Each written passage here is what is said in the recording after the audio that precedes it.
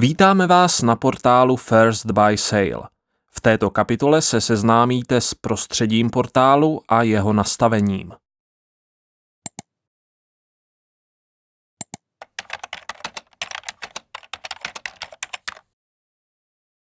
Po přihlášení se vám zobrazí pracovní plocha portálu.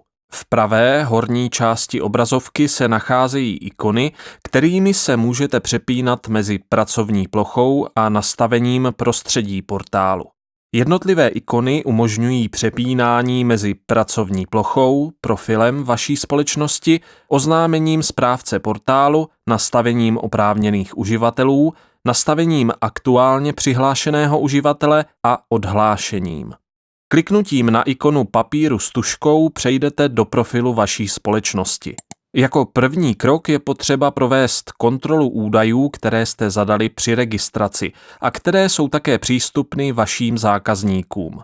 Pomocí volby Upravit lze zadané údaje měnit nebo doplnit. Potvrzení změny údajů provedete pomocí tlačítka Uložit.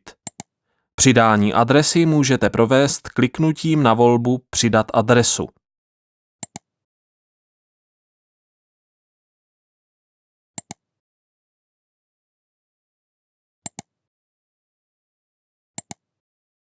Profil lze také doplnit o logo vaší společnosti pomocí volby Nahrát logo.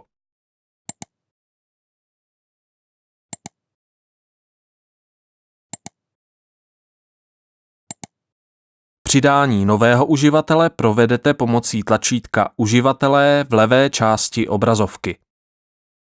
Kliknutím na tlačítko Přidat zobrazíte formulář k zadání údajů nového uživatele. Položky označené hvězdičkou jsou povinné.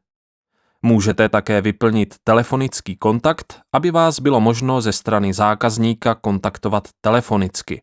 K potvrzení zadaných údajů je potřeba kliknout na tlačítko Uložit. Velmi důležitým krokem je určení komoditních skupin, které můžete svým zákazníkům nabídnout. Bez vyplnění tohoto nastavení nemůžete na portálu obchodovat. Je potřeba zákazníkům sdělit, jaké skupiny zboží a kam dodáváte. Vyplnění komoditních skupin provedete po stisknutí tlačítka Dodávané komoditní skupiny. Kliknutím na vybraný kraj se vám zobrazí seznam všech komoditních skupin obchodovaných na portálu. Pokud dodáváte do všech regionů kraje, pak stačí zaškrtnout příslušné komoditní skupiny a potvrdit tlačítkem Uložit. Dodávané komoditní skupiny lze také nastavit pouze pro vybrané regiony kraje.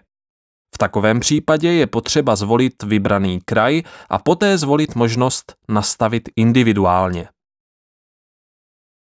Stejným způsobem vyberete daný region, zaškrtnete dodávané komoditní zboží a potvrdíte tlačítkem Uložit. Určitě je užitečné provést kontrolu nastavení dodávaných skupin v profilu kliknutím na tlačítko Dodávané komoditní skupiny.